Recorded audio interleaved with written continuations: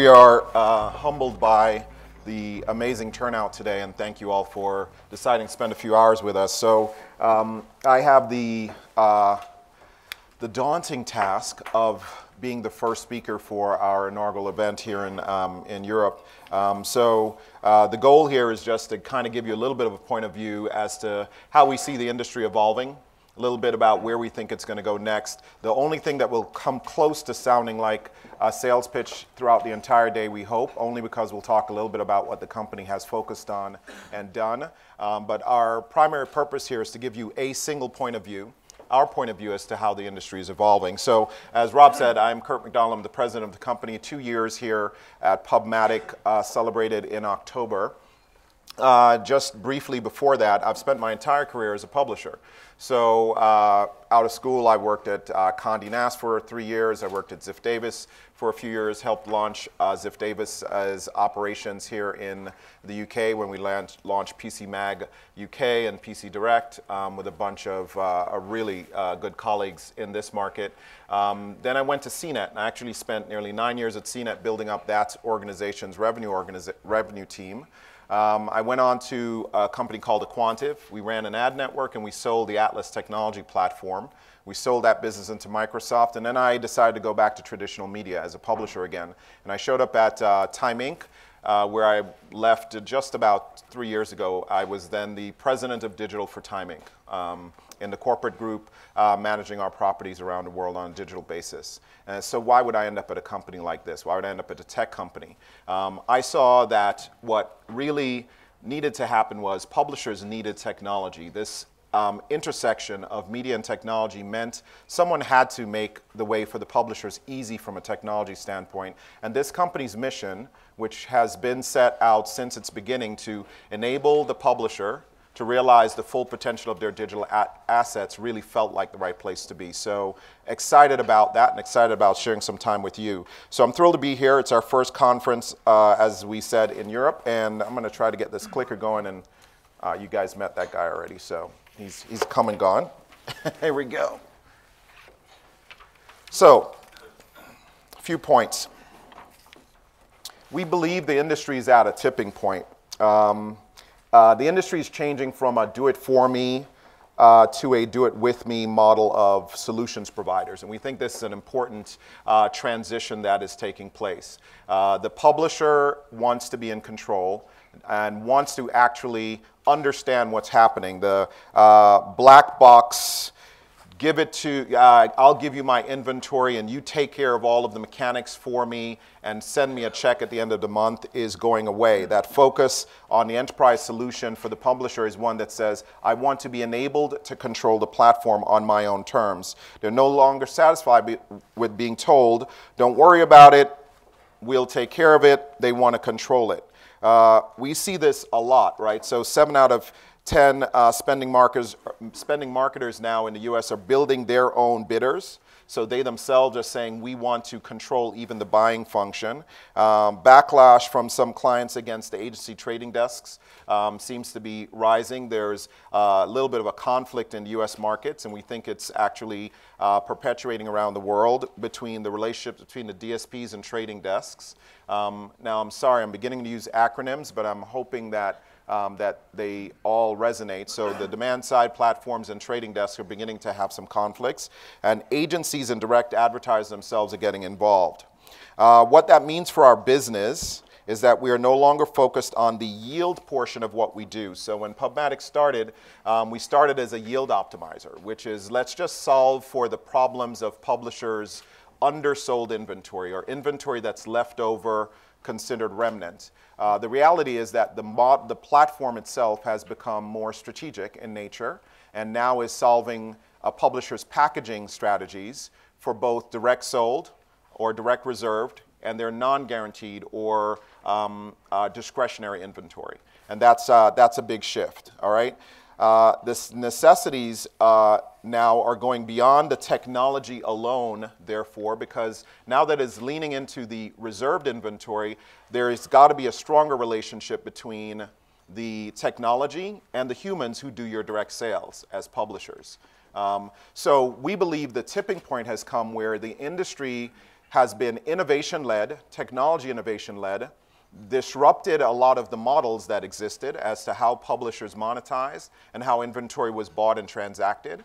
And now that we're at this point, the disruption is now being controlled by the entities, the principals, which will always be the advertiser and the publisher, and they're turning that around to actually apply to their business models. So we've seen this before.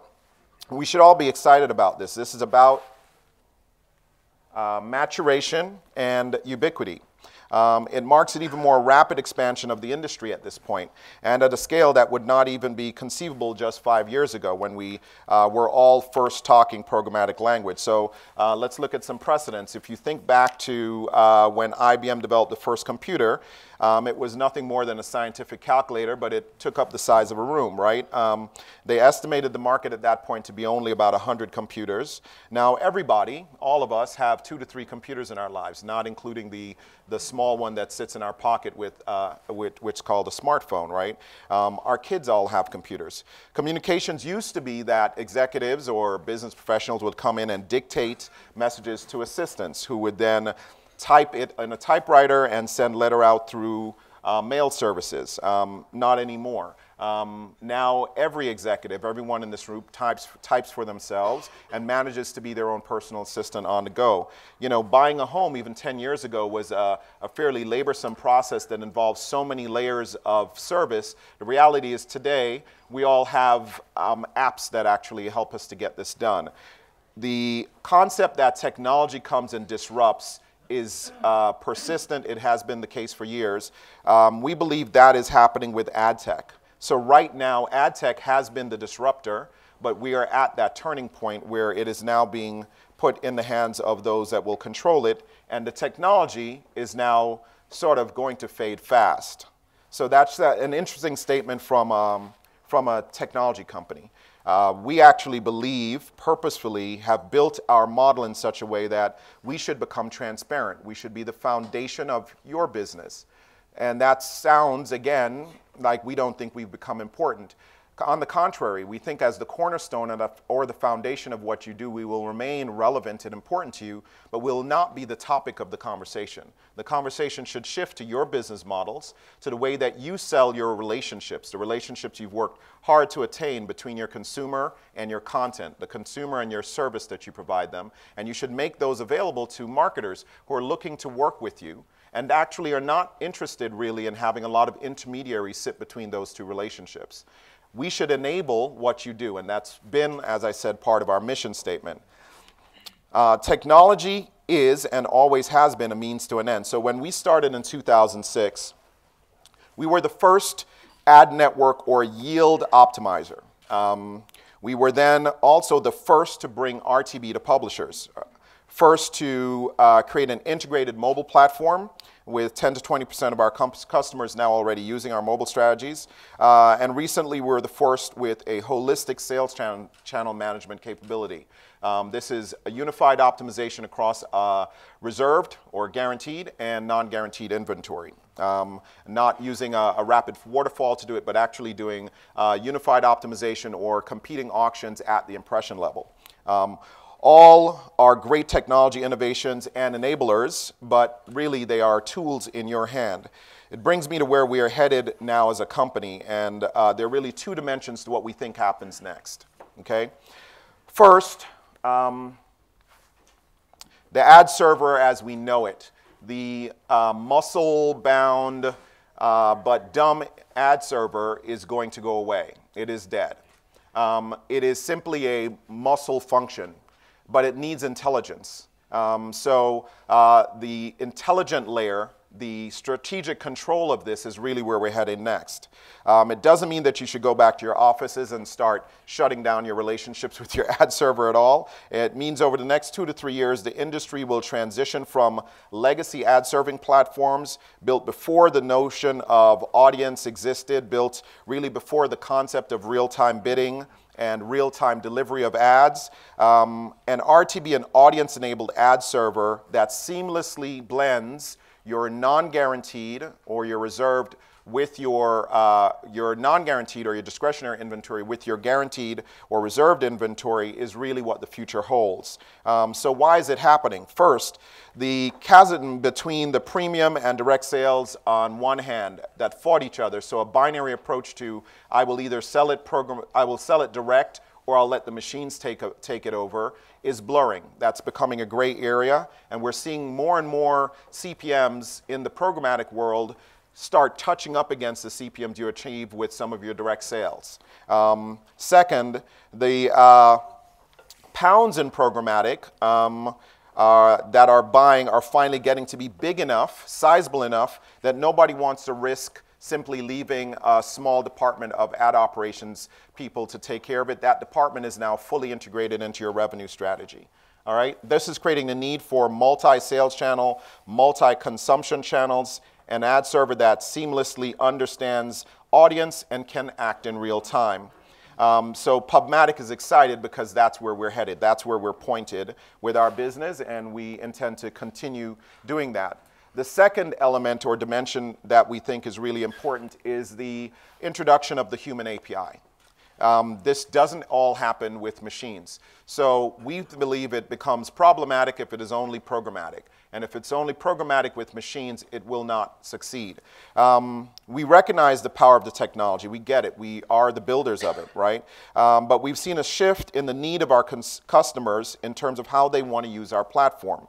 How to bring to market a private marketplace, for instance, which is private sales opportunities enabled by RTB pipes, but actually is still a lean forward selling opportunity, requires actually a different breed of seller that actually works with the technology, uses the technology to enable their actions. Training for your sales teams now should almost always include programmatic into your holistic sales strategies. As a publisher-focused solutions provider, it's been important to us to respond to these requests. So we see this tremendous opportunity to help our customers accelerate this part of their business, accelerate their digital transformation. And to meet that opportunity, we launched at Ad Revenue 6, we launched a new division of the company, which is part of our platform solutions team, which is actually going to be a consulting arm that will work alongside our partners once they have actually enabled the platform to actually help them think through the business model shifts internally inside their organizations, to really figure out how do we comp our sales teams differently, how do we price and package in a future programmatic world. We're excited about the announcement then, and have already started getting strong engagement from a bunch of our customers that are leaning now into that service that we're providing, all right? Pricing and packaging has always been sort of the cornerstone for how publishers compete, and we believe that this becomes your control again in the future, enabled by the platform.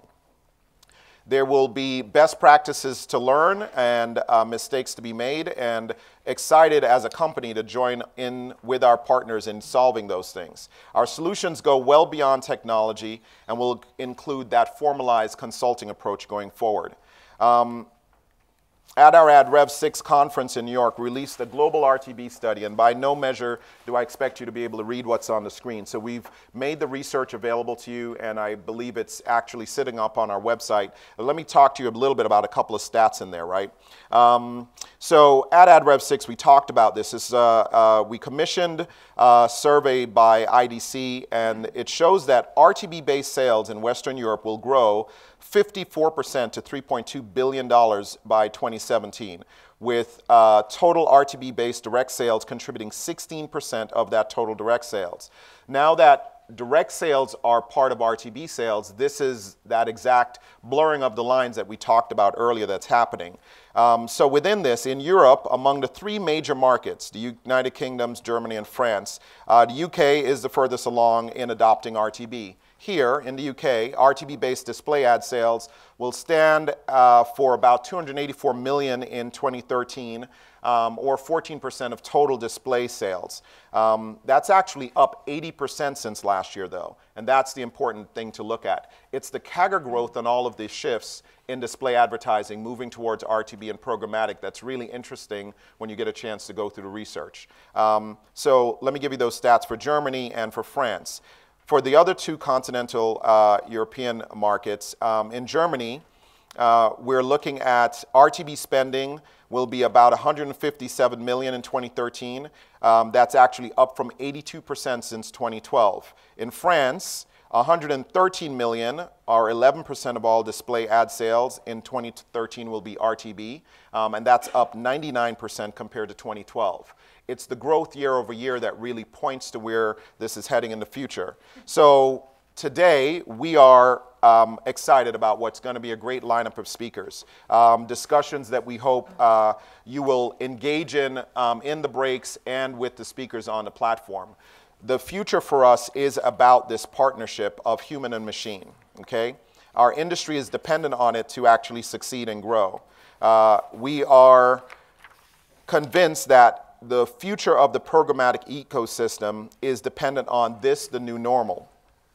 Technology disrupts the industry, and then the industry responds and adapts, and it's where we think the industry is today and heading. Technology-led innovation has done its disruption, but now those who are willing to learn, to be more nimble in their business model, use this disruption as a tool are the ones that are going to win. And we are excited that so many of you would come out and spend the day with us because we think this is the opportunity. Direct relationships matter, and they're going to continue to matter. While there is technology in the picture, people still want to do business with humans, with each other. Brands belong working with brands, and we're confident that the premium brands are going to actually lead the way. And how they belong together is more than just time and space. There are overlapping data. They're finding ways to share their knowledge of the customer to improve the consumer experience as well as drive performance. Sometimes those relationships will conduct the business with each other in person, and sometimes they'll allow APIs to plug in. Effectiveness, value, and efficiency will be the hallmarks for the new normal, and at the end of the day, all about driving results. Enjoy the speakers today. Please become participants in the day through your conversations during the break.